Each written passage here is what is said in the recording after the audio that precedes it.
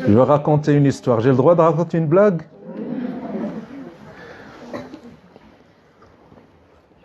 Il y a un imam dans une mosquée qui a passé 25 ans comme imam dans une mosquée où priaient 400, 500 personnes.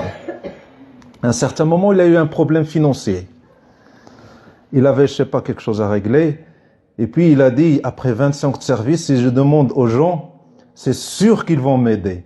C'est des musulmans, c'est des assidus à la mosquée, je suis leur imam depuis 25 ans, j'étais toujours correct avec eux, c'est sûr qu'ils vont m'aider.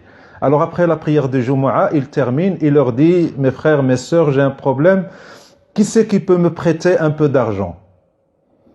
Alors 500 personnes ont quitté la mosquée sans que personne ne mette la main à la poche.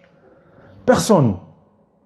Celui-là, il dit, mais j'ai des dettes, j'ai pas les moyens, je dois payer, excuse-moi, une autre fois. Et puis, personne ne l'a aidé.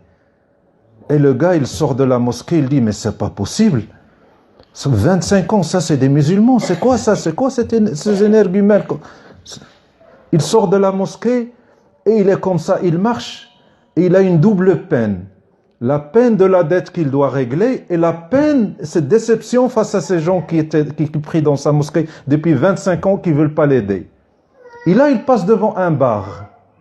Et le propriétaire du bar était devant la porte. Et quand le cheikh il passe devant le bar, le propriétaire devant la porte, il lui dit « Salam alaykoum, frère ».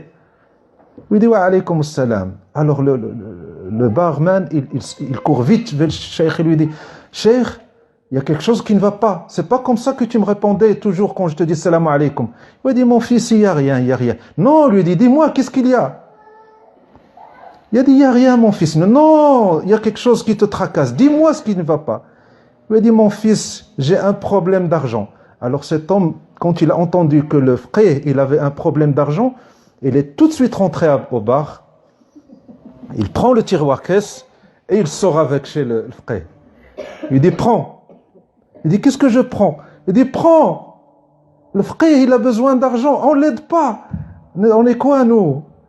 Il dit, non, mon fils. Il dit, tu prends. Wallahi, tu prends. Tout ce que tu veux. Alors, le frère, il était serré, il prend l'argent.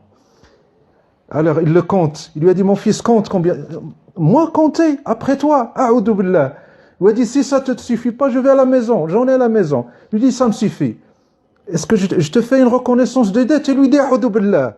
Moi, douter de l'fqih de notre quartier, non, tu le prends et tu me le rends quand tu veux. Et si tu n'as pas les moyens, c'est pas grave.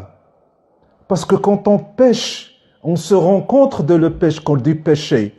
Et on sent cette douleur du péché. Et on sent qu'on est loin et on cherche le moyen de nous repentir. Mais quand on est à la mosquée, on prie, on croit qu'on est dans le droit chemin et on ne cherche pas à se repentir.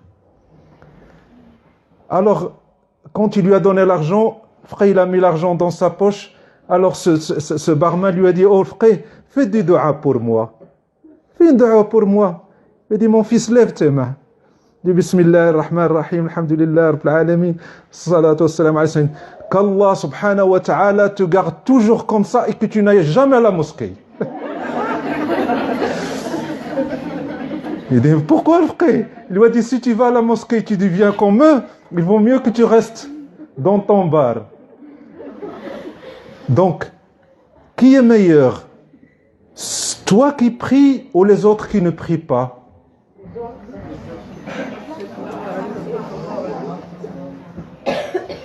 Mais nous, qu'est-ce qu'on croit? On croit qu'on est meilleur. On croit, on n'a rien. Allah subhanahu wa ta'ala yada'u sirrahu haythu yasha'. Allah, il donne à qui il veut, comme il veut, quand il veut, sans tenir compte de n'importe quel acte qui vient de toi. Allah maintenant, il donne qu'aux prieurs, qu'aux adorateurs. À qui il donne? À tout le monde. Donc c'est son affaire. Donc, quand Allah subhanahu wa ta'ala nous raconte l'histoire de Adam et de Iblis la'natullahi alayh, c'est dans ce but. Apprendre à réagir face à nos actes. Quand tu pries, comment tu réagis? Quand tu pêches, comment tu réagis? Et tout doit te pousser vers l'humilité et la modestie devant Allah et devant sa créature.